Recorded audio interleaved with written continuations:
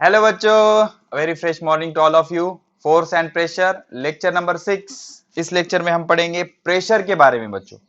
Force के बारे में हमने ऑलमोस्ट सारी चीजें कंप्लीट कर ली है, तो आज हम पढ़ेंगे प्रेशर।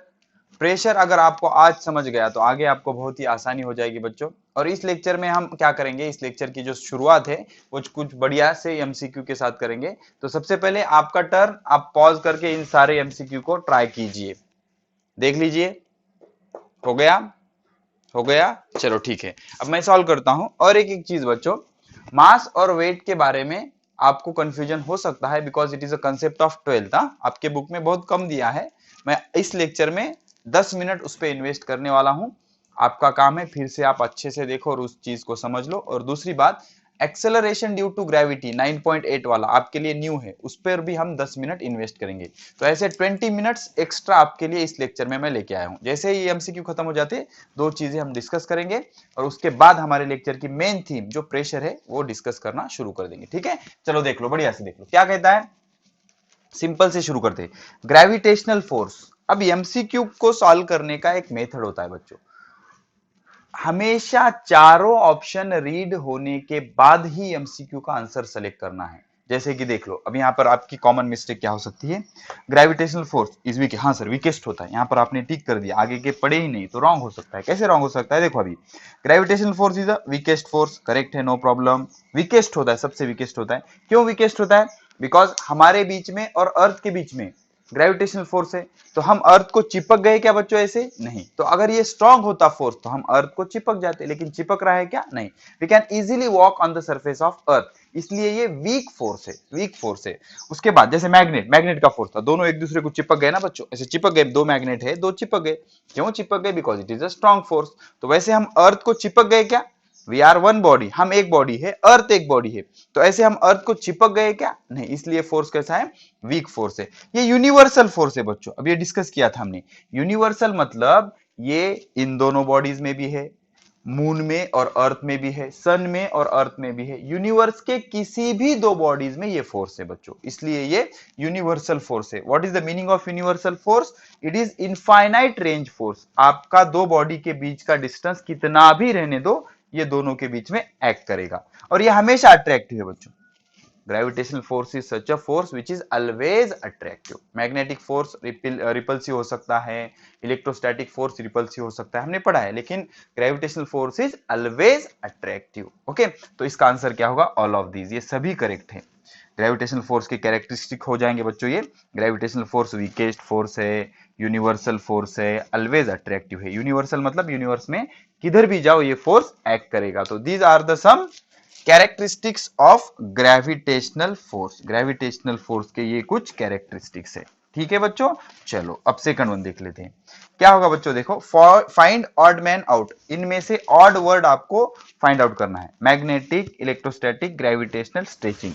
अब इसमें क्या लॉजिक हो सकता है? एक लॉजिक ये है बच्चों कि ये नॉन कॉन्टैक्ट फोर्स है, ये भी नॉन कॉन्टैक्ट फोर्स है, ये भी नॉन कॉन्टैक्ट फोर्स है, लेकिन स्ट्रेच करना, स्ट्रेच मतलब टेंशन, याद आया बच्चों, स्प्रिंग को खींचना, स्ट्रिंग को खींचना, तो ये सब नॉन कॉन्टैक्ट फोर्स है। और ये कैसा है? Contact force. तो ये ऑड वर्ड हो गया। तो हमारा आंसर क्या होगा? स्ट्रेचिंग। स्ट्रेचिंग हमारा कौन सा वर्ड है? ऑड वर्ड है, because it is a contact force and all other are non-contact force. Gravitational, magnetic, electrostatic, these are the non contact force and stretching is a contact force. चलो ठीक है। अब a force which keep spider web together. अब आप कहोगे sir gravitation, ऐसे नहीं बच्चों, हमने पढ़ा है जो स्पाइडर का वेब होता है वो किस वजह से बनता है?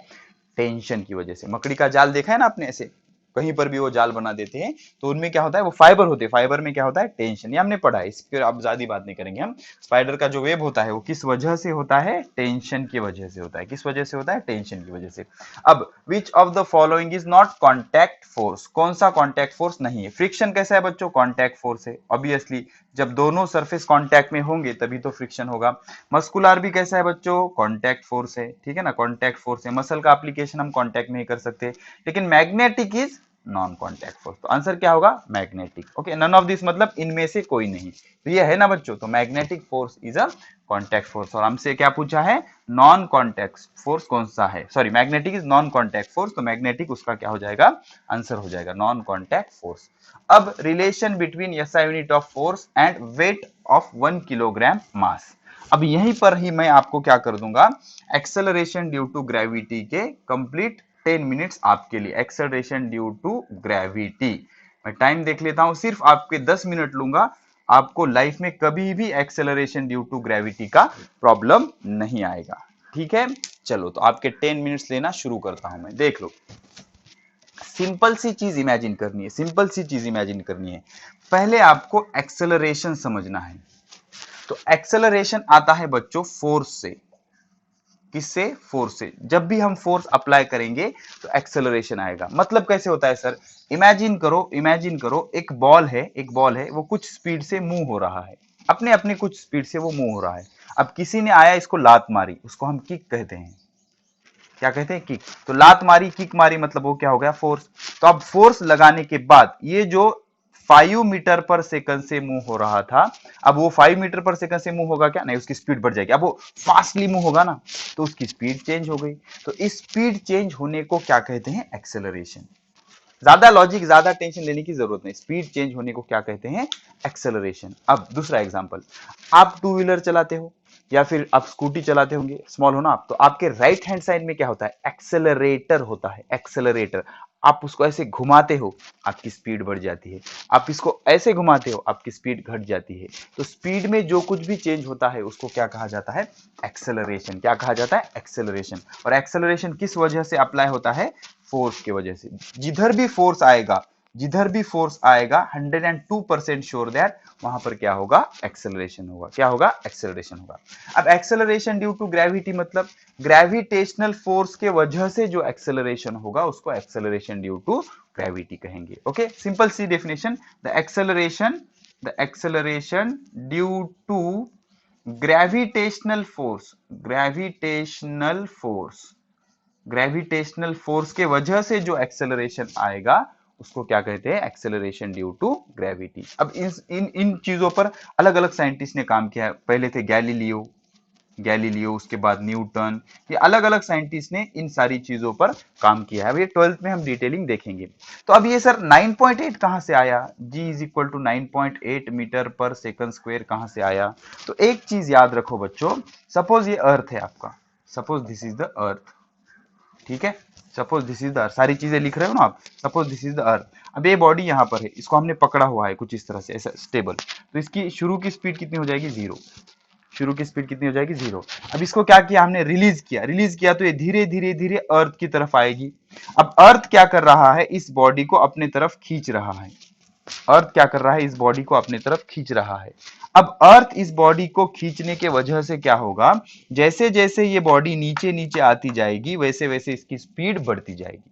इसकी स्पीड क्या होती जाएगी? बढ़ती जाएगी। तो अगर अब उन्होंने क्या किया? मेजर किया वो चीजें। उन्होंने क्या किया? 1 सेकंड के बाद स्पीड देखी तो वो थी 9.8 मीटर पर सेकंड।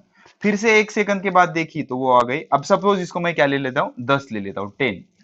ठीक है ना? तो सब इस 1 सेकंड के बाद स्पीड कितनी की देखी? 10। 2 सेकंड के बाद 20, 3 सेकंड के बाद 30। तो हर 1 सेकंड में स्पीड कितने से बढ़ रही है? अप्रोक्सीमेटली 10। एग्जैक्ट क्या होता है? 9.8। तो 1 सेकंड में स्पीड कितने से बढ़ रही है? 9.8 से बढ़ रही है। तो इसको उन्होंने नाम दे दिया एक्सेलरेशन ड्यू टू ग्रेविटी। अब ये किस वजह से हो रहा है? अर्थ के ग्रेविटेशनल फोर्स की वजह से हो रहा है, इसलिए इसको क्या कहा जाएगा? Acceleration due to gravity. Hence it is called as acceleration due to gravity. तो उसकी वैल्यू कितनी होती है? 9.8 मीटर पर सेकंड स्क्वायर। ये एक्सपेरिमेंटली मेजर्ड वैल्यू है। अब सर ये मीटर पर सेकंड स्क्वायर क्या है? तो इसके लिए एक चीज याद रखो बच्चों, सारी चीजें नोट करो, अच्छे से नोट करते जाओ। क्या होता है बच्चों? 3 चीजें होती है, देख लो। एक होता है डिस्टेंस, दूसरा होता है वेलोसिटी, और तीसरा होता है एक्सेलरेशन। डिस्टेंस या कहीं पर वर्ड आ जाएगा डिस्प्लेसमेंट। अब इससे घबराने की कोई बात नहीं है। आप जो एज में हो उस एज में ये याद रखो कि distance and displacement are one and same, no problem. 100% difference होता है उसमें, लेकिन अभी उसमें हम नहीं घुसेंगे। डिस्टेंस, डिस्प्लेसमेंट, वेलोसिटी और स्पीड वेलोसिटी और स्पीड और एक्सेलरेशन। तो डिस्टेंस या डिस्प्लेसमेंट होता है ना बच्चों, इसके जो यूनिट होते हैं उसका एसआई यूनिट होता है मीटर। अब एसआई सीजीएस हम पढ़ चुके हैं। एसआई यूनिट होता है मीटर, सीजीएस यूनिट होता है सेंटीमीटर। समझ रहे हो, एसआई यूनिट होता है मीटर, सीजीएस यूनिट होता है सेंटीमीटर। वेलोसिटी का एसआई यूनिट होता है metre per second, CGS unit होता है सेंटीमीटर पर सेकंड। ये चीजें आपको मेमोराइज करनी है, आपके सिलेबस में नहीं है। Okay, metre per second, centimetre पर सेकंड। और एक्सेलरेशन का जो यूनिट होता है मीटर पर सेकंड स्क्वायर, और सीजीएस क्या होता है सेंटीमीटर पर सेकंड स्क्वायर। तो ये तीनों एक फैमिली के हैं, distance displacement, velocity speed and acceleration. तो इनके एसआई यूनिट क्या है, एसआई समझते हो बच्चों, M K S metre kilogram second. तो मीटर और सीजीएस सेंटीमीटर। वेलोसिटी का मीटर पर सेकंड, सेंटीमीटर पर सेकंड। एक्सेलरेशन का metre per second square, centimetre पर सेकंड स्क्वायर, सेंटीमीटर पर सेकंड स्क्वायर।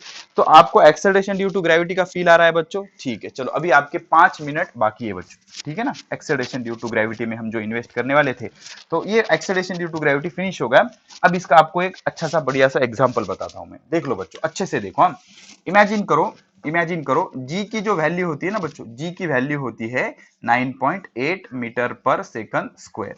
ओके, लेकिन हम इसको क्या ले लेंगे, अप्रोक्सीमेटली 10 ले लेंगे। कैलकुलेशन के लिए आपको इजी जाएगा, यहां पर समझने के लिए आसानी होगी। मैंने क्या किया, ये सरफेस है बच्चों, अच्छे से समझो। हम सरफेस है, इसका मीनिंग क्या होता है फील दिला रहा हूं मैं। मैंने क्या किया, एक बॉडी को यहां से ऊपर फेंका।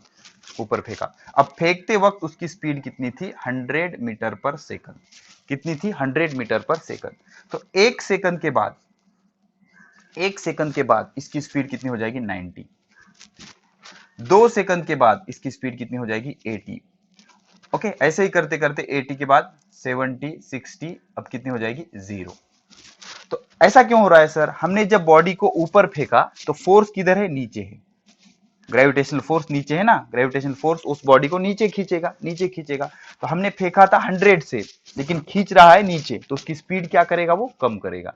जैसे कि हमने देखा था ना बच्चों कि आपका जो साइकिल है वो साइकिल आगे मूव हो रही है, समझ रहे हो, ये आगे जाने की कोशिश कर रही है और हम उसको पीछे खींच रहे हैं, तो इसकी स्पीड क्या हो जाएगी, कम हो जाएगी। तो वैसे ही सेम सिचुएशन यहाँ पर हो रही है। हमने बॉडी को ऊपर फेंका, लेकिन फोर्स किधर एक्ट हो रहा है, नीचे, तो इसकी स्पीड क्या हो जाएगी, कम हो जाएगी। अब हर सेकंड में कितने से कम हो रही है, 10 से। हर सेकंड में कितने से कम हो रही है, 10 से। समझ रहे हो आप। तो इस तरह से यहां पर फाइनली कितनी हो जाएगी, 0। अब 0 पे जाके वो रुकेगा क्या वहां पर, नहीं, वो बॉडी यहां तक गई। अब यहां से वो वापस आना शुरू हो जाएगी। अब ये शुरू करेगी 0 से। तो 0 के बाद 1 सेकंड पे उसकी स्पीड कितनी होगी, 10 मीटर पर सेकंड। 2 सेकंड के बाद 20। अब यहां आ जाने पर कितनी होगी, 70। यहां आ जाने पर 80, यहां आ जाने पर 90, और यहां आ जाने पर फिर से 100। तो इस तरह से ये स्पीड होती है। तो हर सेकंड में क्या हो रहा है, स्पीड कितने से चेंज हो रही है, 10 मीटर पर सेकंड स्क्वायर, या approximately 9.8 metre per second square. तो इसको क्या कहा जाता है, acceleration due to gravity. The things is called as acceleration due to gravity. समझ रहे हो, एक्सेलरेशन ड्यू टू ग्रेविटी। ठीक है, अब ये चीजें समझ गए होंगी। ये 2 प्रॉब्लम सॉल्व करेंगे, फिर वेट में और ये चीजें हम डिस्क्राइब करेंगे, ठीक है ना। तो देख लो बच्चों, the relation between SI unit of force and weight. अब एक चीज याद रखो बच्चों, वेट जो होता है ना, वेट होता है ग्रेविटेशनल फोर्स। ग्रेविटेशनल फोर्स, समझ रहे हो, वेट क्या होता है, ग्रेविटेशनल फोर्स। अब फोर्स क्या होता है, फोर्स होता है मास इनटू एक्सेलरेशन। फोर्स क्या होता है, मास इनटू एक्सेलरेशन। अब कैसे याद रखे sir, father is equal to mother, father is equal to mother, force is equal to mass into acceleration. F for father, mother. Okay, father is equal to mother, force is equal to mass into acceleration. अब अगर gravitational force होगा तो acceleration भी कौन सा आ जाएगा, gravitational acceleration, gravitational acceleration. समझ रहे हो, तो मास m होता है, ग्रेविटेशन एक्सेलरेशन g होता है। तो वेट का फॉर्मूला क्या हो जाएगा, mg। सिंपल टेक्निक, समझ रहे हो। वेट इज इक्वल टू क्या होता है, उस पे एक्ट होने वाला ग्रेविटेशनल फोर्स, और फोर्स की वैल्यू क्या होती है, mass into acceleration. Father is equal to mother, तो मास हम m से रिप्रेजेंट करेंगे। अगर आप ग्रेविटेशनल फोर्स ले रहे हो तो एक्सेलरेशन भी क्या आ जाएगा, ग्रेविटेशनल। तो ग्रेविटेशन एक्सेलरेशन किससे रिप्रेजेंट करते हैं, g से। तो w इज इक्वल टू क्या आ गया, mg। w is equal to क्या आ गया, mg। तो ये दोनों जो फॉर्मूले है, ये दोनों जो प्रॉब्लम है, वो वेट पे डिपेंड है। चलो सॉल्व करते हैं इनको। देख लो फर्स्ट क्वेश्चन, फर्स्ट का solution. What will be the gravitational force, F निकालना है हमें, F निकालना है। हैविंग मास 20 kg, मास कितना है, 20 किलोग्राम, कोई बात नहीं। तो वेट इज इक्वल टू क्या होता है, weight is equal to m into g, समझ रहे हो, mass into acceleration due to gravity. Mass कितना है 20, अब g की वैल्यू कितनी है 9.8, 9.8। ये जीरो कैंसिल हो गया तो इधर सरक जाएगा बच्चों, तो 2 इंटू 98, तो 8 टू जा 16, 1 9 टू जा 18, 19, 196 ये आ गया आपका वेट, और वेट का यूनिट क्या होता है न्यूटन, 196 न्यूटन। तो option C is correct, option C is correct. अब आते हैं सेकंड नंबर पे, ये हमने अच्छे से सॉल्व किया है बच्चों।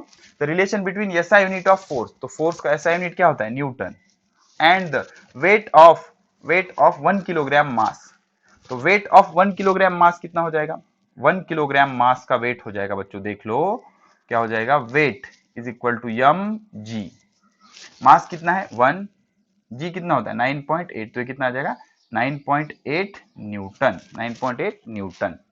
तो 9.8 कहां पर है देखो, यहां पर भी 9.8 दिख रहा है, यहां पर भी 9.8 दिख रहा है, लेकिन होता क्या है बच्चों 1 किलोग्राम फोर्स, केजीएफ मतलब kilogram force is equal to 9.8 newton होता है, 1 kilogram force is equal to 9.8 newton. ये रिवर्स है ना, 1 न्यूटन इज इक्वल टू 9. तो ये रॉन्ग हो गया, this one is right, 1 kilogram force is equal to 9.8 newton. Pause करके नोट कर लो बच्चों, 1 kilogram force is equal to 9.8 newton.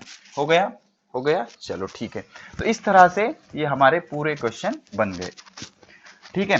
अब जैसे कि हमने प्रॉमिस किया था एक्सेलरेशन ड्यू टू ग्रेविटी पर हमने 10 मिनट्स इन्वेस्ट किए, अब weight plus acceleration due to gravity दोनों पर भी हम कुछ 10 मिनट्स इन्वेस्ट कर लेंगे, उसके बाद 30 मिनट्स में हमें प्रेशर कवर करना है, ठीक है बच्चों। देखो अच्छे से देखो, अब हम क्या करेंगे, वेट के बारे में थोड़ी सी डिटेल्ड एक्सप्लेनेशन आपको देंगे, ठीक है। कंफ्यूज होता है, 100% होता है, मुझे भी होता था, घबराने की कोई बात नहीं। वेट के बाद समझ गए तो बहुत बढ़िया, और एक बार देख लोगे बहुत परफेक्ट हो जाएगा, लेकिन जिसको थोड़ा सा भी प्रॉब्लम है उनके लिए वेट देख लो बच्चों। होता क्या है, अगर आप कह रहे हो कि मेरा वेट 10 किलोग्राम है, तो दिस इज रॉन्ग, ये रॉन्ग है बच्चों। किलोग्राम जो होता है वो होता है मास, वो क्या होता है मास। तो अब वेट कैसे फाइंड आउट करें, तो वेट की डेफिनेशन क्या है, weight is gravitational force, weight क्या है ग्रेविटेशनल फोर्स। अब weight is equal to force, और फोर्स कौन सा ग्रेविटेशनल एफ जी। अब हमारा नॉर्मल फोर्स क्या होता है, F father is equal to mother, F is equal to m into a, F is equal to m into a. तो अगर आपने एफ जी कर दिया ग्रेविटेशनल फोर्स तो mass into gravitational acceleration, gravitational acceleration. तो ग्रेविटेशनल एक्सेलरेशन को हम जी से रिप्रेजेंट करते हैं, जी से। तो W इज इक्वल टू क्या हो गया m इंटू जी। अब एक चीज याद रखो हमेशा के लिए, 12th तक के लिए, वेट कितना होता है M ji, mass into acceleration due to gravity, और ये एक्सेलरेशन ड्यू टू ग्रेविटी की वैल्यू कितनी होती है 9.8 मीटर पर सेकंड स्क्वायर। और अगर आप इसको सीजीएस में फाइंड आउट करना चाहते हो तो 9.8 इंटू मीटर के जगह क्या रखो 100 सेंटीमीटर रखो, और सेकंड का कोई प्रॉब्लम नहीं, M K S C G S F P S तीनों में सेकंड में मेजर करते हैं, तो मीटर की जगह क्या रख दिया सेंटीमीटर। अब 100 से मल्टीप्लाई करोगे मतलब 2 से सरक जाएगा, तो कितना आएगा 980 सेंटीमीटर पर सेकंड स्क्वायर। बहुत इंपॉर्टेंट इंफॉर्मेशन है, आपका कोई बड़ा भाई होगा 12th में, उसको पूछो, उसको भी नहीं आएगा, ठीक है ना। तो आपको आना जरूरी है, आपको आ जाएगा आराम से 9.8 मीटर पर सेकंड स्क्वायर या 980 सेंटीमीटर पर सेकंड स्क्वायर। इसकी ये सीजीएस वैल्यू आ गई, किसकी जी की, ठीक है। तो अब देख लो बच्चों, मैं एक एग्जांपल आपको बता रहा था, आप थोड़ा सा अच्छे से समझाऊंगा, अच्छे से देख लो, इंपॉर्टेंट है, देख लो। इमेजिन करो हमने क्या किया, एक बॉडी को रिलीज किया यहां से, ओके। अब यहां से रिलीज किया तो इसकी जो इनिशियल स्पीड थी वो थी 0, इनिशियल स्पीड कितनी थी 0। अब 1 सेकंड के बाद जब टाइम कितना था 0, अब हमने टाइम ले लिया 1 सेकंड, टाइम ले लिया 2 सेकंड, टाइम ले लिया 3 सेकंड, टाइम ले लिया 4 सेकंड, इस तरह से ये बढ़ रहा है। तो यहां पर आने के बाद इसकी स्पीड हो जाएगी जी मीटर पर सेकंड, समझ रहे हो जी। अब यहां पर आने के बाद इसकी स्पीड हो जाएगी 2g मीटर पर सेकंड, यहां पर 3g, यहां पर 4g, यहां पर 5g, मतलब हर एक सेकंड में इसकी स्पीड कितने से बदल रही है जी से बदल रही है, जी, तो इस जी को क्या कहा जाता है, एक्सेलरेशन ड्यू टू ग्रेविटी। अब ऊपर से नीचे स्पीड क्या हो रही है, बढ़ रही है, तो नीचे से ऊपर क्या हो जाएगी, स्पीड घट जाएगी। ओके ओके, तो एक चीज हम लिखेंगे बच्चों, इफ अब बॉडी अगर नीचे से ऊपर फेंकोगे तो स्पीड डिक्रीजेस, स्पीड डिक्रीजेस, समझ रहे हो, क्यों डिक्रीजेस, बिकॉज फोर्स नीचे है ना, तो फोर्स की और डिस्प्लेसमेंट की डायरेक्शन कैसी, अपोजिट है, इसलिए स्पीड क्या हो जाएगी, घट जाएगी। और बॉडी को अगर ऊपर से नीचे फेंकोगे आप तो स्पीड क्या हो जाएगी, बढ़ जाएगी, स्पीड इंक्रीजेस। ऊपर से नीचे बॉडी फेंकोगे तो स्पीड बढ़ जाएगी, नीचे से ऊपर फेंकोगे तो उसकी बॉडी की स्पीड घट जाएगी। ठीक है बच्चों, तो इस तरह से ये हो गया हमारी वेट की सारी चीजें। तो वेट कितना होता है, यम जी, वेट कितना होता है, यम जी। अब वेट समझने के लिए हम क्या करेंगे, कुछ एग्जाम्पल ले लेंगे, कुछ एग्जाम्पल ले लेंगे। ठीक है, आपको क्या करना है, 3 प्रॉब्लम दूंगा मैं। ठीक है, problem number 1, problem number 2, problem number 3, problem number 4। चलो 4 ले लेते हैं। हर एग्जाम्पल में आपको क्या करना है, वेट पता करना है और वेट का डायरेक्शन भी पता करना है। पहली सिचुएशन कुछ इस तरह से है और यहां पर है ये 4 किलोग्राम। ठीक है, सेकंड सिचुएशन कुछ इस तरह से है, इस तरह से है, और यहाँ पर ये बॉडी रखी हुई है ऐसी, ये ऐसी बॉडी रखी हुई है और ये है 2 किलोग्राम। थर्ड सिचुएशन कुछ इस तरह से है और यहाँ पर ये बॉडी रखी हुई है ऐसी, ओके, और ये है 1 किलोग्राम। और आपकी जो फोर्थ सिचुएशन है वो कुछ इस तरह से है और ये दिस इज नॉट अर्थ, हाँ बच्चों, ये अर्थ नहीं है, हाँ? चलो ठीक है, अर्थ कंफ्यूज कर सकता है आपको, तो हम क्या करते हैं, एक बॉडी है ऐसी कुछ इस तरह से और ये यहाँ पे रखी हुई है कुछ इस तरह से।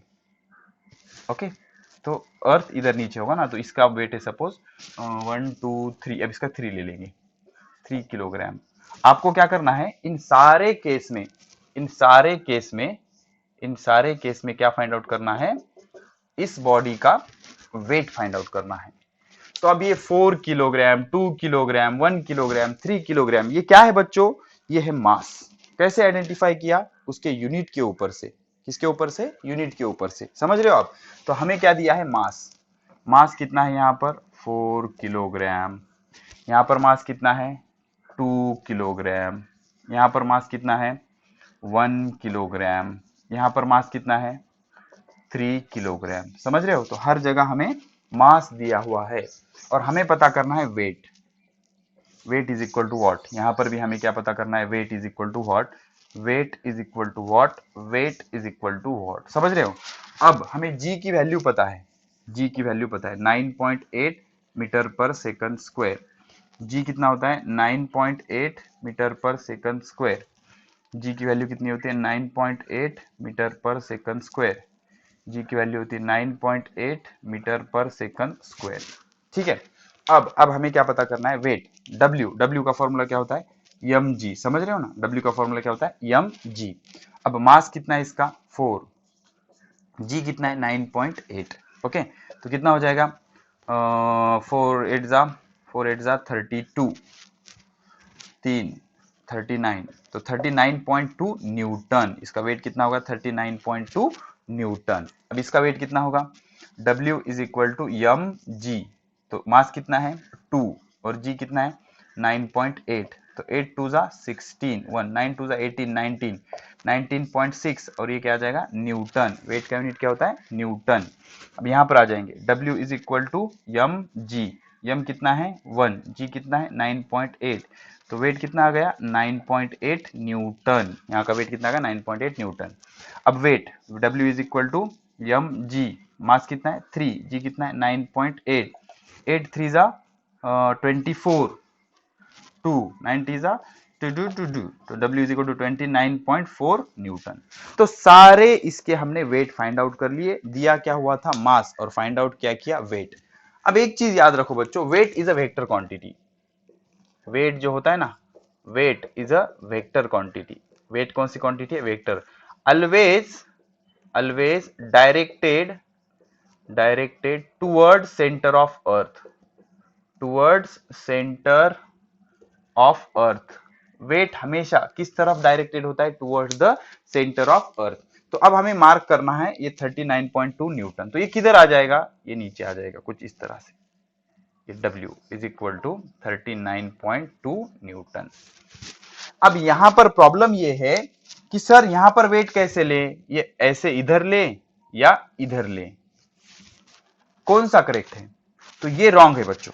सेंटर अर्थ का इधर थोड़ी है, ऐसी अर्थ होगी आपकी, this such kind of earth is there, तो ये करेक्ट है, ये रॉन्ग है। तो कितना फोर्स है? 19.6 Newton, always directed vertically downward. अगर ये ऐसे होता तो बॉडी नीचे आती ही नहीं, समझ रहे हो? तो toward the centre of earth, तो इसका ये वेट ये करेक्ट है, ये रॉन्ग है। अब यहां पर कैसे होगा? हमें लेना देना ही नहीं है कि बॉडी कैसे रखिए, किधर रखिए, सेंटर किधर है? नीचे, तो इसका वेट इधर आ जाएगा। कितना है वेट यहाँ पर? 9.8 न्यूटन। अब यहां पर ऐसा होगा क्या? ऐसा होगा क्या? नहीं बच्चों, रॉन्ग। इधर इधर थोड़ी अर्थ है, अर्थ नीचे है ना, तो ये वर्टिकली डाउनवर्ड, सीधा नीचे खींच लेना, उस बॉडी से पकड़ना है, सीधा नीचे नीचे नीचे की तरफ। ओके, तो यहाँ पर वेट कितना है? ये 29.4 न्यूटन। तो हमेशा हमेशा वेट किधर जाएगा? Towards the centre of earth, towards the centre of अर्थ। ठीक है, चलो पॉज करके नोट कर लो। हो गया बच्चों? तो ये बहुत इंपॉर्टेंट से न्यूमेरिकल थे बच्चों, और बहुत इंपॉर्टेंट इंफॉर्मेशन है। किस पॉइंट ऑफ व्यू से? 12th नीट एंट्रेंस के जो एग्जाम होते हैं उस पॉइंट ऑफ व्यू से। ठीक है, तो आई होप आपको प्रेशर और weight, sorry, weight and acceleration due to gravity का कंसेप्ट अब अच्छे से थोड़ा सा फील हो रहा होगा। अब धीरे धीरे चीजें समझ में आएंगी बच्चों, यूज टू हो जाओ, इससे आ जाएगा आपको, डोंट वरी। ओके, तो अब हमारे जो लेक्चर की मेन थीम है, वो लेक्चर की मेन थीम शुरू करते हैं, and that theme is nothing but pressure. क्या? प्रेशर। अब प्रेशर पढ़ने के लिए हम कुछ रियल लाइफ एग्जांपल देखेंगे, जिस वजह से आपको ये अच्छे से समझ आएगा। सिंपल सा एग्जांपल, इमेजिन करो कि एक नेल है बच्चों, नेल समझते हो? इस तरह का कुछ नेल है। ओके, शार्प एज होता है इसका, ऐसा नेल है। ठीक है, अब हमने क्या किया? एक वुडन प्लैंक लिया, wooden plank. Okay, sorry, wooden plank समझते हो? एक लकड़ा, बड़ी लकड़ी को क्या कहा जाता है? लकड़ा। एक वुडन प्लैंक है, ये क्या है? Wooden plank. This is wooden plank, समझ रहे हो? ये वुडन प्लैंक है, एक लकड़ी है, बड़ी लकड़ी का एक खोड़ है, बड़ा लकड़ी है कैसी, तो एक उसका स्टेम है। हमने क्या किया? इस जो हमारा नेल था उसको इस तरह से पुट किया, केस फर्स्ट में। ओके, और केस सेकंड में हमने क्या किया? उसको इस तरह से पुट किया। अब इसको हम क्या कर रहे हैं? हैमर कर रहे हैं। हमने एक हथौड़ा लिया, हथौड़ा लिया, और उस हथौड़े से हमने क्या किया? इसको हैमर किया। समझ रहे हो? इस तरह का हमारा कुछ ऐसा हथौड़ा है, ये हाथ नहीं हथौड़ा है। ओके, सनी देओल, इस पर आप इसको हैमर कर रहे हैं। सेम सिचुएशन, इस पर भी हैमर कर रहे हैं। क्या होगा बच्चों? बताइए क्या होगा? ये जो है बच्चों, ये अंदर, ये जो नेल है ये अंदर जाएगा क्या? नहीं जाएगा, ये हैमर नहीं होगा। लेकिन इसको जब हम हैमर करेंगे तो ये अंदर चला जाएगा। अब ये ऐसा क्यों होता है? इसका रीजन होता है प्रेशर। बताऊंगा मैं, डोंट वरी, घबराइए मत। ठीक है, ये एक एग्जांपल क्लियर हो आपको? ये ऐसे, ये अंदर जाएगा, ये अंदर जाएगा, ऐसे ऐसे ऐसे ऐसे अंदर जाएगा ये, लेकिन ये अंदर जाएगा क्या? नहीं, बेंड हो जाएगा, लेकिन वो अंदर नहीं जाएगा। इसका रीजन क्या होता है बच्चों? यहां पर भी हमने उतना ही फोर्स लगाया और यहां पर भी हमने उतना ही फोर्स लगाया, लेकिन हुआ क्या? यहां पर इसका एरिया कम है, इसका एरिया कम है, और यहां पर इसका एरिया ज्यादा है। देखो ना, इतना एरिया हमें इंसर्ट करना था। तो जहां पर एरिया ज्यादा होता है वहां पर प्रेशर कम होता है, और जहां पर एरिया कम होता है वहां पर प्रेशर ज्यादा होता है। कंफ्यूज होगा, कंफ्यूजन के बाद ही सॉल्यूशन आएगा। अच्छे से देखो बच्चों, क्या हुआ? यहां पर एरिया ज्यादा था, इसलिए प्रेशर कम पड़ गया, प्रेशर कम पड़ गया, और प्रेशर कम होने की वजह से अंदर गया क्या? नहीं। और यहां पर एरिया कम था, एरिया कम था, इसलिए प्रेशर ज्यादा हो गया। फोर्स हमने उतना ही लगाया है, लेकिन इसका एरिया कम था, इसलिए प्रेशर ज्यादा हो गया, वो अच्छे से अंदर चला गया।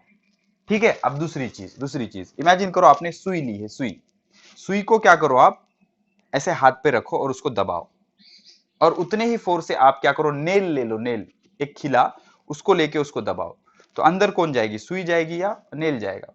ऑब्वियसली सुई जाएगी। व्हाई? बिकॉज जो सुई होती है ना बच्चों, वो उसका जो एरिया होता है बहुत स्मॉल होता है, और जो नेल होता है वो थोड़ा सा बिगर साइज का होता है, इस तरह का। तो इसका जो एरिया होता है वो ज्यादा होता है, तो इसलिए वो अंदर जाएगा क्या? नहीं। तो यहां पर कंसेप्ट आ जाता है प्रेशर का। किसका? प्रेशर का। तो प्रेशर क्या होता है सर? प्रेशर, पहले प्रेशर को डिफाइन कर लेंगे हम। The perpendicular force per unit area is called as pressure. द perpendicular force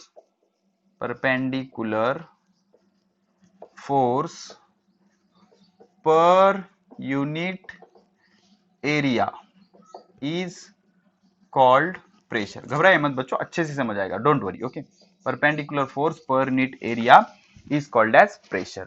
अब एक चीज याद रखो, जो फोर्स, अभी परपेंडिकुलर फोर्स क्या भानगड़ है सर? अच्छे से देख लो हम। जो फोर्स, ये सरफेस है, ये सरफेस है, तो फोर्स कैसे होनी चाहिए? ऐसे होनी चाहिए। दोनों का एंगल कितना होना चाहिए? 90 डिग्री। अभी आपका फोर्स कैसा है? परपेंडिकुलर है। किससे? सरफेस से। तो फोर्स हमेशा हम कैसा लेंगे? परपेंडिकुलर लेंगे। तो एक चीज याद रखो, परपेंडिकुलर फोर्स को एक वर्ड रिप्रेजेंट करते, परपेंडिकुलर फोर्स को थ्रस्ट भी कहते हैं बच्चों। क्या कहते हैं? थ्रस्ट। क्या कहते हैं? बोलो, थ्रस्ट। परपेंडिकुलर फोर्स को क्या कहते हैं? थ्रस्ट। तो प्रेशर का फॉर्मूला क्या आ जाएगा? Pressure is equal to thrust per unit area। और what do you mean by thrust? Thrust means perpendicular force. कौन सा force? Perpendicular force. What is thrust? Thrust is perpendicular force. तो the perpendicular force per unit area is called as thrust. उसे क्या कहते हैं? Thrust कहते हैं। समझ रहे हो आप? मतलब फोर्स कैसा होना चाहिए? परपेंडिकुलर। अब ये सरफेस है, मैं ऐसे प्रेस कर रहा हूं, तो ये परपेंडिकुलर फोर्स है, लेकिन ये परपेंडिकुलर है क्या? नहीं, ये परपेंडिकुलर, एंगल 90 होना चाहिए। ठीक है, तो प्रेशर क्या आ गया? थ्रस्ट पर यूनिट एरिया और perpendicular force per unit area. अब बात करते हैं इसके एसआई यूनिट की। एसआई यूनिट देख लो बच्चों, प्रेशर का फॉर्मूला है फोर्स अपॉन एरिया। तो फोर्स का यूनिट क्या होता है? न्यूटन। और एरिया क्या होता है? एरिया होता है लेंथ इंटू ब्रेथ। समझ रहे हो? लेंथ किस चीज में मेजर करते हैं? मीटर। ब्रेथ किस में? Metre. Metre into metre, metre square. तो एरिया का यूनिट क्या आ जाएगा? Metre square. तो ये क्या हो जाएगा? न्यूटन पर मीटर स्क्वायर। न्यूटन पर मीटर स्क्वायर। लेकिन इस न्यूटन पर मीटर स्क्वायर को प्यार से क्या कहते हैं? पास्कल। बोलो क्या? पास्कल। क्या? पास्कल। न्यूटन पर मीटर स्क्वायर, दो दो वर्ड याद रखने पड़ रहे थे ना, इसलिए इसको प्यार से क्या कहते हैं? पास्कल कहते हैं। क्या कहते हैं? पास्कल। अब इसका सीजीएस यूनिट देखते हैं बच्चों, सीजीएस यूनिट। अब इसका जो सीजीएस यूनिट होता है, फोर्स का सीजीएस यूनिट होता है डाइन। क्या होता है? डाइन। फोर्स का सीजीएस यूनिट क्या होता है? डाइन। अब एरिया, लेंथ का CGS unit centimetre, C for centimetre ना, और ब्रेथ का centimetre, centimetre into centimetre, centimetre square. Dyne per centimetre square, dyne per centimetre square. और इससे कोई प्यार नहीं करता, इसलिए प्यार से इसका कोई नाम नहीं है। ठीक है ना? तो न्यूटन पर मीटर स्क्वायर, या फिर डाइन पर सेंटीमीटर स्क्वायर, या इसको क्या कहा जाता है? पास्कल। क्या कहा जाता है? पास्कल। समझ रहे हो आप? तो प्रेशर की डेफिनेशन क्या है? The perpendicular force per unit area is called as, perpendicular force per unit area is called as pressure. Perpendicular force is also called as thrust. So pressure is equal to thrust upon area, perpendicular force upon area। तो इसका SI unit क्या आ गया? pressure is equal to F by A। Force किसमें measure करते हैं? Newton. Area is measured in pressure metre square, तो newton पर मीटर स्क्वायर, और it is also called as pascal. उसको ही हम क्या कहते हैं? पास्कल। और सीजीएस यूनिट क्या होता है? Dine per centimetre square. I hope ये सारी चीजें आपने लिख ली है या लिख लोगे, अच्छे से लिखते जाओ। अब हम डेफिनेशन करते हैं 1 पास्कल की। किसकी? 1 पास्कल की। देख लो बच्चों, 1 पास्कल की। अब 1 पास्कल की डेफिनेशन क्या होती है देख लो। हाँ, तो प्रेशर इज इक्वल टू क्या आ गया? थ्रस्ट। Thrust upon area. ये थ्रस्ट क्या है सर? सीधा सीधा फोर्स लिखो ना। नहीं बच्चों, इसमें कंसेप्ट होता है। थ्रस्ट मतलब होता है परपेंडिकुलर फोर्स। कैसा फोर्स? Perpendicular force. किससे? सरफेस से। ठीक है, तो thrust is equal to perpendicular force upon area. तो प्रेशर इज इक्वल टू क्या आ गया? Force upon area. Force measure करते हैं न्यूटन में, एरिया मेजर करते हैं मीटर स्क्वायर में, तो इसका वैल्यू होगा न्यूटन पर मीटर स्क्वायर। इससे इसको ही हम क्या कहेंगे? 1 पास्कल। तो 1 पास्कल इज इक्वल टू क्या हो जाएगा? 1 pascal is equal to 1 newton upon 1 metre square. बहुत ही ज्यादा इंपॉर्टेंट हिंट है ये। 1 पास्कल इज इक्वल टू क्या होगा? 1 newton divided by 1 metre square. मतलब हमने क्या किया? 1 मीटर स्क्वायर का एरिया ले लिया। How much is this area? 1 metre square. कितना? 1 मीटर स्क्वायर। अब इस पे हमने क्या किया? एक फोर्स अप्लाई किया। कितने न्यूटन का? 1 न्यूटन का। तो फोर्स कितना है? 1 न्यूटन। एरिया कितना है? 1 मीटर स्क्वायर। तो यहां पर प्रेशर कितना आ जाएगा? प्रेशर आ जाएगा 1 पास्कल। तो 1 पास्कल के लिए क्या क्या करना होगा, हमें क्या करना होगा, पहले तो 1 मीटर स्क्वायर का एरिया लेना होगा, उस पे फोर्स लगाना होगा, कितना, 1 न्यूटन। 1 मीटर स्क्वायर एरिया पे अगर आपने 1 न्यूटन फोर्स लगा दिया तो वहां पर कितना प्रेशर जनरेट होगा, 1 पास्कल। कितना प्रेशर जनरेट होगा, 1 पास्कल। समझ रहे हो, चलो ठीक है। तो अब हम क्या करते हैं बच्चों, पहले इसे प्रॉब्लमैटिक एंगल से कवर करेंगे, ओके, न्यूमेरिकल से कवर करेंगे, उसके बाद प्रेशर का आपको बहुत बढ़िया से फील दिलाएंगे, बहुत एग्जांपल बताऊंगा बच्चों, आपको अच्छे से प्रेशर समझ आएगा और उसके हिंट भी दूंगा कैसे याद रखना है। तो पहले हम न्यूमेरिकल देखते हैं, क्या कह रहा है, a force of 20 newton acts over the surface area of 4 metre square. पहला न्यूमेरिकल क्या कह रहा है, एक फोर्स है कितने न्यूटन का, 20 न्यूटन का, और कितने एरिया पे एक्ट हो रहा है, 4 मीटर स्क्वायर एरिया पे एक्ट हो रहा है।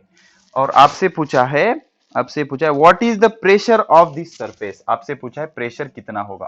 फर्स्ट न्यूमेरिकल, फोर्स दिया हुआ है, फोर्स न्यूटन में है, एरिया मीटर स्क्वायर में है, आपसे प्रेशर पूछा है। तो प्रेशर का फॉर्मूला क्या होता है बच्चों, pressure is equal to force upon area. How much is force, 20, area कितना है, 4, 4 1 जा 4, 4 5 जा 20, तो प्रेशर कितना आ गया, 5। अब इसके दो यूनिट होते हैं, एक तो न्यूटन पर मीटर स्क्वायर, कैसा, फोर्स किस में मेजर करते हैं, न्यूटन, एरिया किस में मेजर करते हैं, मीटर स्क्वायर, डिवाइडेड बाय का डिवाइडेड बाय न्यूटन पर मीटर स्क्वायर, और न्यूटन पर metre square is also called as pascal. इसे क्या कहा जाता है, पास्कल। समझ रहे हो, तो 5 न्यूटन पर मीटर स्क्वायर या 5 पास्कल, ये क्या हो गया आपका pressure. Numerical number 2, a pressure of 50 newton पर metre square acts on the surface area of 5 metre square. चलो कोई बात नहीं, अब सेकंड में क्या कह रहा है, अ प्रेशर ऑफ कितना प्रेशर है, 50 न्यूटन पर मीटर स्क्वायर, कोई बात नहीं, 50 न्यूटन पर metre square acts on area of 5 metre square. तो आपसे कहा गया है कि फोर्स पता करो, फोर्स कितना है। ठीक है, घबराने की कोई बात नहीं बच्चों। तो क्या है, प्रेशर का फॉर्मूला है हमारे पास, pressure is equal to force upon area. Values रख दो बच्चों, प्रेशर कितना है, प्रेशर है 50, इज इक्वल टू फोर्स कितना है, फोर्स हमें पता करना है, एरिया कितना है, एरिया है 5। अब ये 5 को इधर ले लो, क्या हो जाएगा, force is equal to 50 into 5, 5 5 25 और 0 का 0, तो फोर्स कितना आ जाएगा, 250 न्यूटन। यूनिट लिखना ना भूले, 250 न्यूटन, फोर्स कितना आ गया, 250 न्यूटन, 250 न्यूटन।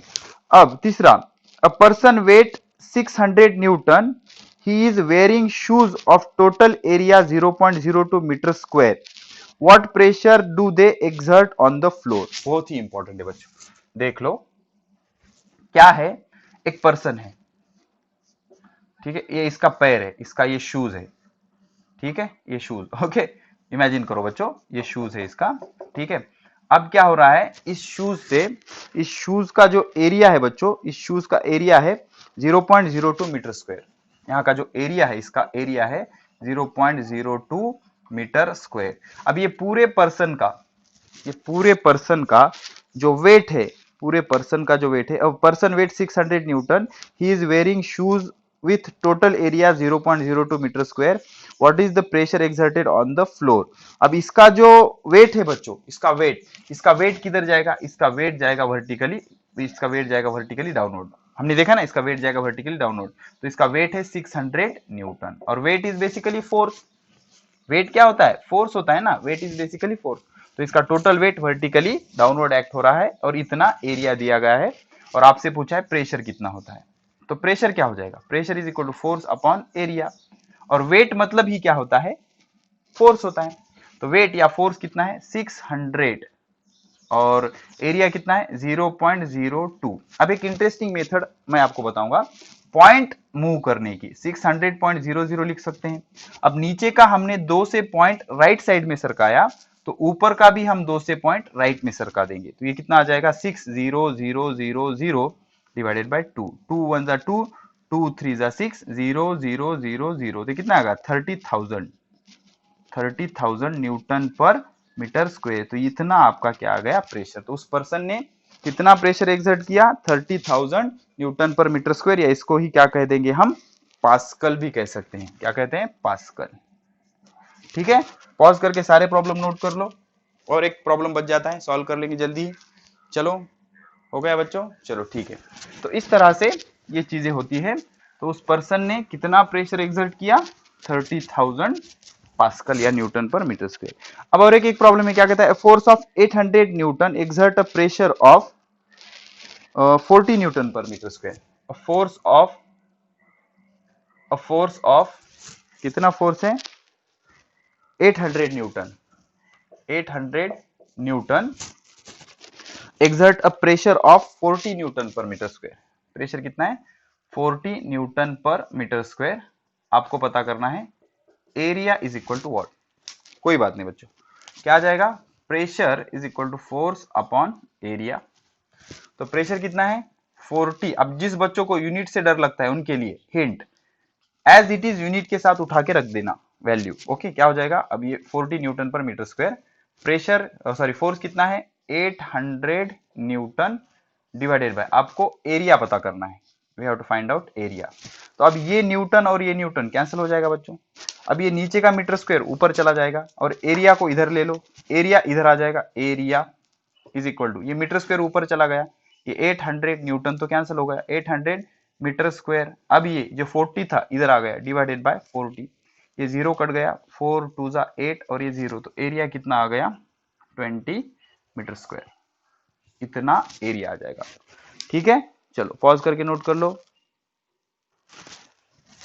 चलो ठीक है, अब हम क्या करते हैं, कुछ कॉमन एग्जाम्पल देखते हैं और उस हिसाब से कुछ इंटरेस्टिंग सी चीजें माइंड में बना लेंगे। ओके, नंबर 1, तो हेडिंग लगाओ, some common example related with pressure. Some common example to feel the pressure. तो प्रेशर को अच्छे से समझने के लिए कुछ एग्जाम्पल दूंगा मैं आपको, और ये सारे एग्जाम्पल आपको बोर्ड एग्जाम में आते हैं under the question scientific reason, scientific reason.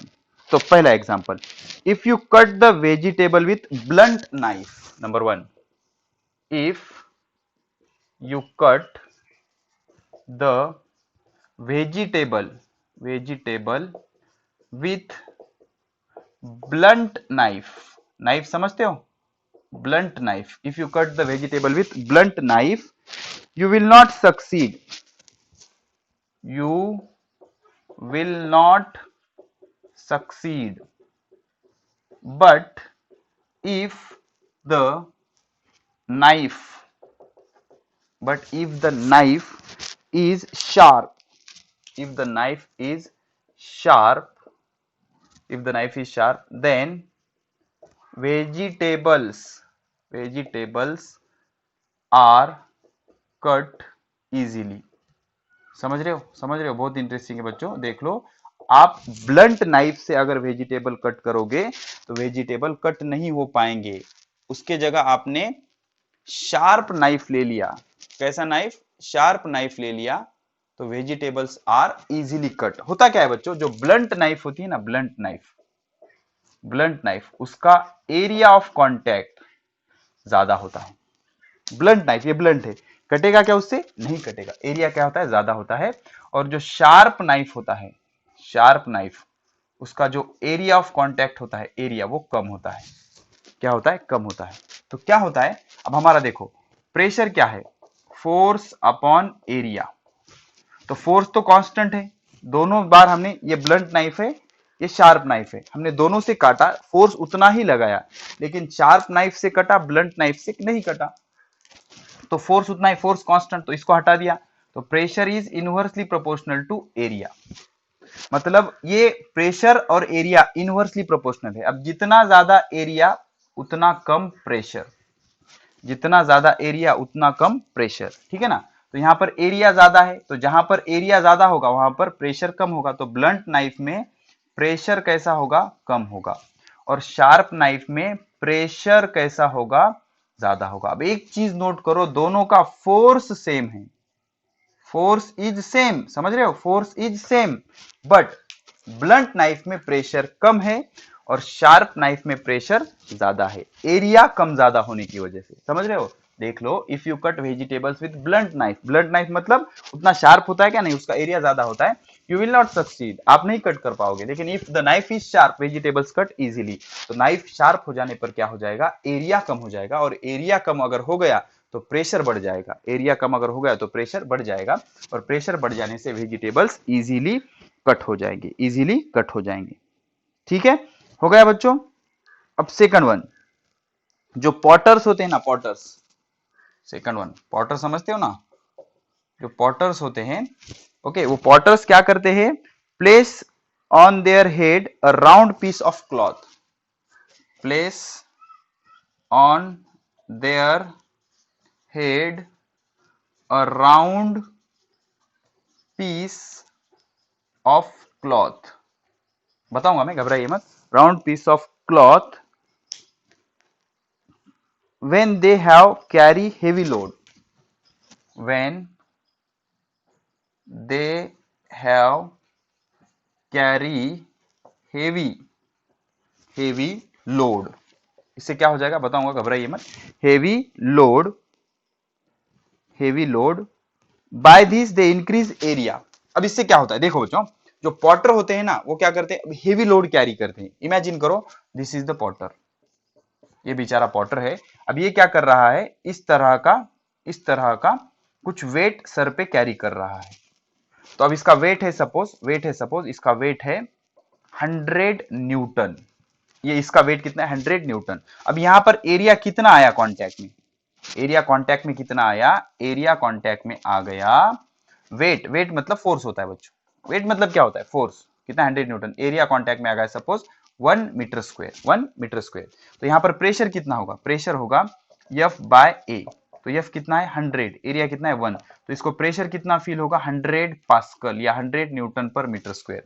अब सेम सिचुएशन, अब इस पॉटर ने क्या किया, कुछ कपड़े का इस तरह से राउंड किया और सर पे रखा, जिसको हम in Marathi it is called as चुंबल कहते हैं ना, चुंबल, ऐसा उसको लपेट के सर पे रख लेते हैं बच्चों, और उस पे अगर आपने ये वेट रख दिया, इस तरह का वेट अगर आपने रख दिया, अब वेट उतना ही है बच्चों, अच्छे से नोट करो, वेट उतना ही है, मतलब फोर्स कितना है 100 न्यूटन ही है, लेकिन अब एरिया ऑफ कांटेक्ट बढ़ गया, एरिया अब कितना गया 4 मीटर स्क्वायर, यहाँ पर जो इतना सा एरिया कांटेक्ट में था ना, अब एरिया ऑफ कांटेक्ट बढ़ गया, कितना होगा 4 metre per second, 4 metre square.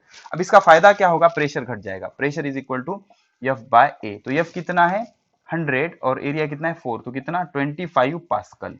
अब वही वेट उसको कितने प्रेशर का फील होगा, 25 पास्कल, और यहां पर कितना फील हो रहा था 100 पास्कल। ठीक है ना, तो इस तरह से एरिया ऑफ कांटेक्ट बढ़ जाएगा। अगर उसने क्या किया, उस वेट के नीचे एक कपड़ा ऐसे लपेट के, जिसको हम चुंबल कहते हैं, उसको रख लिया नीचे, तो एरिया ऑफ कांटेक्ट बढ़ जाएगा, और उस वजह से क्या हो जाएगा, प्रेशर घट जाएगा, तो उसको उतना वेट फील होगा क्या, नहीं। ओके, तो ये सारे कंसेप्ट है किसके, प्रेशर के। ठीक है, ये दो कॉमन एग्जांपल हो गए, और दो डिस्कस करेंगे बच्चों। तो होता क्या है, pressure is inversely proportional to area, मतलब इनवर्सली प्रोपोर्शनल की मीनिंग क्या होते हैं, अगर प्रेशर बढ़ गया तो एरिया घट जाएगा, या एरिया घट गया तो प्रेशर बढ़ जाएगा, इसका ये रिवर्स होते हैं बच्चों। अब इससे भी बढ़िया example, the straps off shoulder bag, देखो देखो बच्चों, third example, the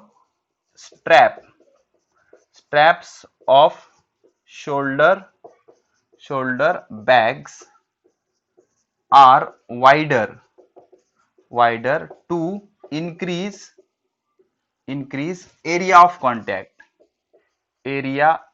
contact, hence pressure decreases। वही लॉजिक है, प्रेशर डिक्रीजेस। ठीक है, सिंपल से एग्जांपल, सपोज ये पर्सन है बच्चों, पर्सन का अब हम शोल्डर निकाल लेंगे सिर्फ, सपोज दिस इज द, ये पर्सन है, ये पर्सन का शोल्डर है, इसकी ये मुंडी, ठीक है ना, अब दिल पे मत लो ड्राइंग को बच्चों, ये इसका हैंड है सपोज, ठीक है। अब इसने यहाँ पर बैग लटकाई है बच्चों, ऐसे, और यहाँ पर ये इसका वेट है, ठीक है। अब ये जो बैग की स्ट्रिप है ना, ये बैग की स्ट्रिप सपोज पहले केस में ऐसी है, और दूसरे केस में ये ऐसी वाइडर है, ठीक है ना, मतलब ऐसी चपटी है, ज्यादा चपटी है, तो यहां पर क्या हो जाएगा, ये आपको इजी जाएगा, और इसका वजन आपको ज्यादा फील होगा। उसका रीजन ये होगा, इसका जो एरिया है ना बच्चों, एरिया कम है, और इसका एरिया कैसे है, ज्यादा है, इसका एरिया कैसा है, ज्यादा है, तो जिसका एरिया ज्यादा उसका प्रेशर कम हो जाएगा, क्यों, because pressure is equal to force upon area. तो एरिया बढ़ गया तो प्रेशर कम हो जाएगा। तो उसके जो बैक के स्ट्रिप बने हुए होते हैं ना, तो स्ट्रिप ऐसे चौड़े होते हैं, ऐसे पतले होते हैं क्या? नहीं, चौड़े समझते हो, चौड़े समझते हो, ऐसे होते हैं, ठीक है ना। तो इस तरह का कुछ अरेंजमेंट होता है बच्चों, ठीक है। तो जितना स्ट्रैप जो होते हैं शोल्डर बैग के वो वाइडर होंगे तो एरिया बढ़ जाएगा, और एरिया अगर बढ़ गया तो प्रेशर कम हो जाएगा, प्रेशर कम हो जाएगा, ठीक है। ये थर्ड एग्जांपल। अब फोर्थ एग्जांपल आप क्या करो, अब इस पे आ जाते हैं हम नेल वाले एग्जांपल पे। जब आप नेल हिट कर रहे हो, नेल को अगर आपने वुडन प्लैंक में, देख लो बच्चों, वुडन प्लैंक में नेल को कुछ इस तरह से आपने, ठीक है, इस तरह का आपका नेल है सपोज, तो आप इधर इधर क्या है, एरिया कम है, एरिया कम है, एरिया कम होगा तो प्रेशर कैसा होगा? ज्यादा होगा, तो ये नेल इजीली चला जाएगा। लेकिन अगर आपने नेल को कुछ इस तरह से रखा, ठीक है, तो अब यहां पर देखो एरिया ज्यादा है, एरिया कैसा है? ज्यादा है, कांटेक्ट का एरिया, एरिया कैसा है? ज्यादा है, तो प्रेशर कैसा हो जाएगा? कम हो जाएगा। मतलब प्रेशर फिट होगा क्या इस पे? नहीं। तो यहां से क्या प्रूव होता है? Pressure is inversely proportional to area. इसका मीनिंग क्या होता है? इफ